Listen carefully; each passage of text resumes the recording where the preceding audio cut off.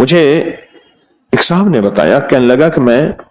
کسی ملک میں گیا، مجھے بندہ لے گیا، ایک ریسٹورینٹ تھا، ہوٹل تھا بہت بڑا، میں وہاں گیا، ایک دروازے پہ گیا تو اس نے دروازے کی ایک جگہ پہ بٹن لگے ہوئے تھے،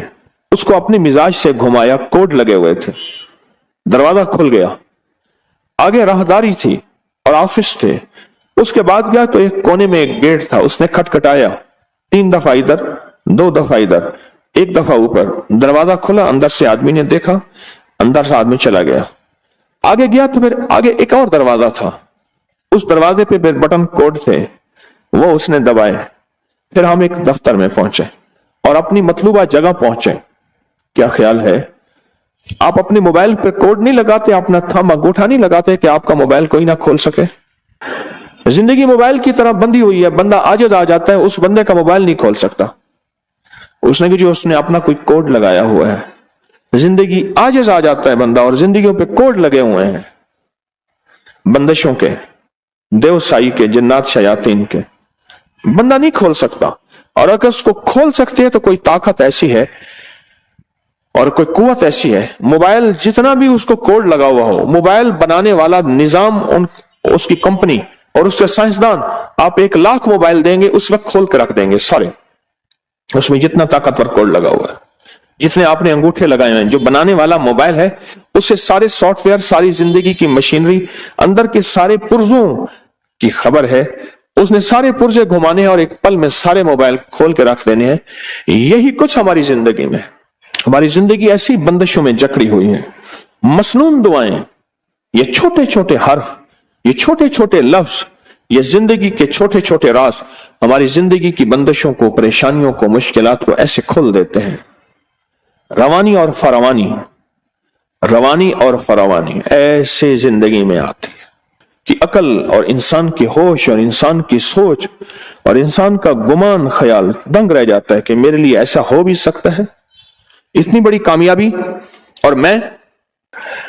آپ کو چھوٹا سا واقعہ سورۃ اخلاص کے بارے میں سناؤں، سمجھ آ جائے گی پھر سورۃ اخلاص کی۔ مجھے یاد ہے کہ 2 مالدار شخص ووٹ پڑے، چھوٹے کونسلر کے ووٹ کھڑے ہوئے، 2 مالدار شخص تھے،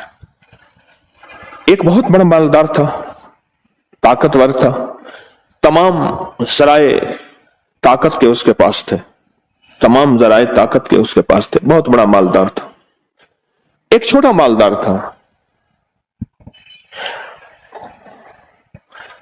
اب آپ حیران ہوں گے، جو بڑا مالدار تھا لوگوں نے اس کو ووٹ دیے۔ ایک شخص تھا جو سارا دن اس کے نعرے لگاتا تھا، اس کے بارے میں لوگوں کو قائل مائل کرتا تھا، اس پہ کوئی مصیبت آئی اور بڑا مالدار اس کے ساتھ کھڑا ہوا تھا، اور جو چھوٹا مالدار ووٹ نہیں دیے تھے وہ اس کا مخالف تھا، اور یہ بندہ جیت گیا۔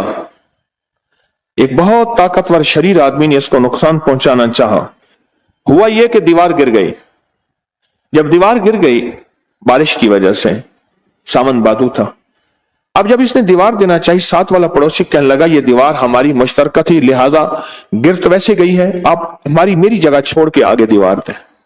تو اس نے کہا یہ دیوار میری ذاتی تھی، میری خاندانی تھی، اس پہ جھگڑا ہو گیا، اور اس پہ جب جھگڑا ہوا تو وہ جو چھوٹا مالدار تھا وہ دیوار والے کے ساتھ ہو گیا، جس کا مطالبہ تھا لیکن واقعی ناجائز تھا، اور جو بڑا طاقتور تھا وہ اس کے ساتھ ہو گیا۔ آخر یہ اپنا حق جیت گیا اور اس نے اپنی جگہ پہ دیوار دی۔ آپ کی زندگی میں کئی حق ہیں جو جناتی، شیطانی اور دیو مار دیتے ہیں، آپ کو زندگی سے محروم کر دیتے ہیں۔ بڑی طاقتور چیز کو اپنے ساتھ رکھیں، بڑی قوت کو اپنے ساتھ رکھیں، اور بہت بڑے نظام کو اپنے ساتھ رکھیں۔ اور وہ بہت بڑا نظام کون ہے؟ وہ ایک ایسی ذات ہے جو نظر نہیں آتی پر ہے، اور اس نظام کی تعریف، اس طاقتور نظام کی تعریف کیا ہے کہ اس کے پاس ہے ملک، مال، اقتدار، حکومت کیا ہے؟ وہ طاقتور نظام آپ کے ساتھ ایسی آ جاتا ہے۔ کیوں پریشان؟ کیا ہوا؟ میں تمہارے ساتھ، اور وہ طاقتور نظام ہمارے ساتھ ہو جاتا ہے، اور یہ چیزیں بے بس اور عاجز آ جاتی ہیں، جو چیزیں ہمیں نقصان پہنچانا چاہتی ہیں، ہمارا رزق کھانا چاہتی ہیں، ہماری اولاد میں بغاوت اور نافرمانی کو گھولنا چاہتی ہیں، اور ہماری نسلوں کے اندر پریشانیاں، مشکلات اور مسائل اور الجھنیں یہ چیزیں ہماری زندگی کو کھا رہی ہیں، یہ ایک پل میں وہ طاقت ہمارے قریب آ جاتی ہے، ہمارے سامنے آ جاتی ہے۔ اور اس طاقتور نظام کو سمجھنا ہے تو دل میں کہہ دیں قل هو اللہ احد اللہ الصمد لم یلد ولم یولد ولم یکن لہ کفوا احد۔ اس ویڈیو